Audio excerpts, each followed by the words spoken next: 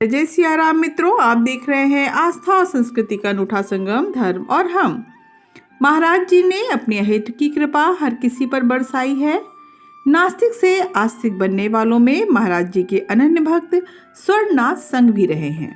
स्वर्णनाथ संघ बिड़ला विद्या मंदिर नैनीताल में प्रिंसिपल थे। कैची धाम तो काफी बाद में बना। महाराज जी का नैनीताल में आना जाना काफी पहले से था। उसी विद्यालय में महाराज जी के एक भक्त किशन चंद तिवारी पढ़ाया करते थे। ये बात 1954 की है, जब महाराज जी नैनीताल आए हुए थे। किशन चंद महाराज जी को अपने घर ले जाने के लिए निवेदन करने लगे। किशन चंद तिवारी महाराज जी को अपने घर ले जा रहे थे तो बीच में ही उनकी मुलाकात स्वर्णनाथ संघ जी से हो गई। स्वर्णनाथ संघ किसी बाबा साधु संत आदि पर विश्वास नहीं करते थे। ये पहली मुलाकात थी स्वर्णनाथ और महाराज जी की।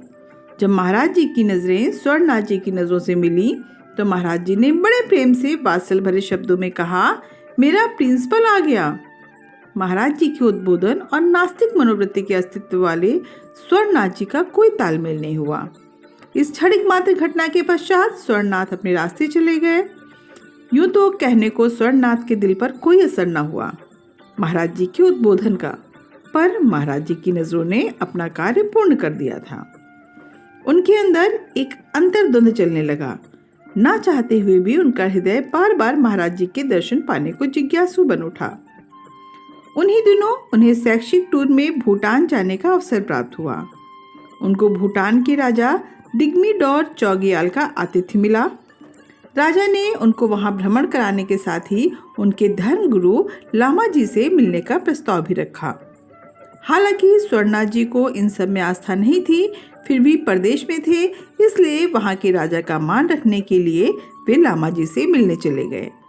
जब उन्होंने लामा जी को देखा तो वे 150 वर्ष से भी ज्यादा वर्ष के वृद्ध थे। उनकी पलकें खुद से नहीं खुलती थीं। जब लामा जी ने स्वर्णनाथ को देखा तो उनसे पूछा, तू यहाँ क्या करने आया है?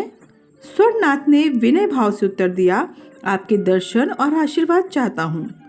लामा जी ने कहा, तू यहाँ क्या खोज रहा है? तेरे पास तो महान संत हैं, वो तो तुझे सब कुछ दे सकते हैं।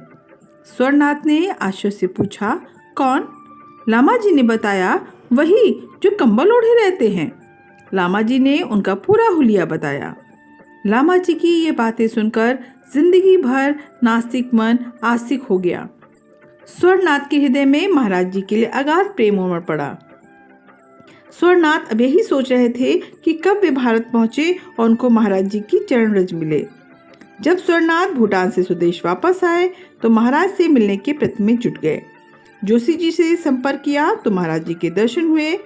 महाराज जी के दर्शन स्वर्णनाथ ने आस्तिक मन से किए तो सब कुछ महाराज जी को ही सौंप दिया।